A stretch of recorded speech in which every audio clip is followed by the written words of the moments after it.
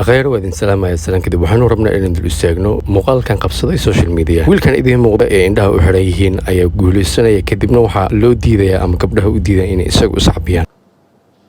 yes وصعبيه ما حدا صوب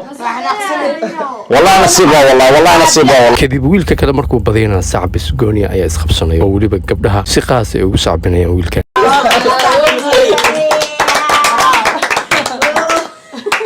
ما فاهمين markii ay taagantahay luuqada jirka labada gabdhood ee geesaha kala jiraan gabadha xijaaban iyo gabadha garbasaarka cad wadato arintoodu waxay ku salaysan tahay qaraar wax inta dhaafsiisan ma jiraan balse kilib kale aad hore u soo daawatay ayaa jiro aynu rabnaa macniis inaan dul istaagno bal ila daawo kilibkan muuqaalkan ku muuqda gabadhan waxay ku maqan tahay wiilkan hooseeye ee meesha fadhiya waana arinta muhiimka ah aynu rabnaa inaan dul istaagno bal ila daawo mar laba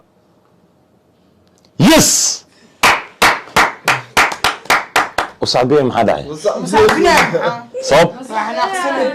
والله نصيبه والله نصيبه والله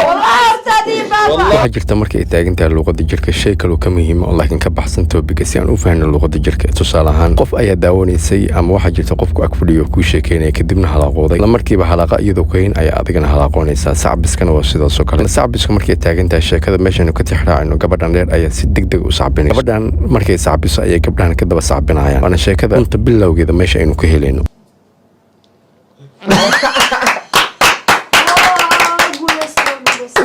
ما تقدر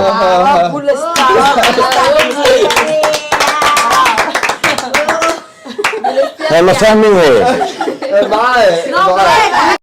baabajoy wuxuu taagaya aniga sheekada ma fahmin waa nin weyn dhammaantood uu ka wada caqli badan yahay ka experience badan laakiin pointiga waxay tahay baabajoy xilliga la taagan yahay wuu shaki gabadhan waxay ku tuuraysaa warqad waliba si yasma ah wiilka kale geeska fadhiya ayay ku tuuraysaa la daawal mar gabadhan wiilka warqada waxay ugu tuuraysaa si yasma laakiin isaga shakhsiyadiisu markay taagan tahay waa wiil xoogaa niyadiisu aad u jabsan tahay maadaama laga heeliyay dhanka kale ma maqashay maamaada ama kelmadda ragga inta badan wada haysaan ama wada isticmaalaan gabadh hadday ninku adagtaa ninba u jilasan tahay halkan ayaan uga dheehanaynaa qaybtaas dhanka kale markay ay taagan tahay luuqada jirka gabadhan fudayd badan ayaa aad uga muuqda sababta wiilka kale ay aad ugu jajabantahay su'aasheena maahan gabadhan iyo wiilkan xiriir miyaa ka dhaxaya gabadhan iyo wiilkan waxbaa ka dhaxaya wax ka dhaxayana xiriir maahan oo xiriir laguma salayn karo gabadhan iyo wiilkan arintooda xiriir waa ka weyn gabadhan iyo wiilkan ugu yaraan way isqabaan qabitaankooda ha qarsoonaato ama ha muuqato waa soo baari kartaan oo tixraac waa samayn kartaan oo hadday isqabaan qodbasiro miya isku qabaan ayaan anagu ka dhiganaa barnaamijkeena sidaa darteed barnaamij midkan lamid intaanu kulmi doono sidaa nabad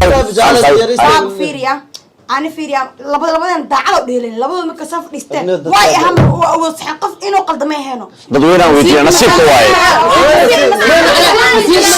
اوكي امس نصيب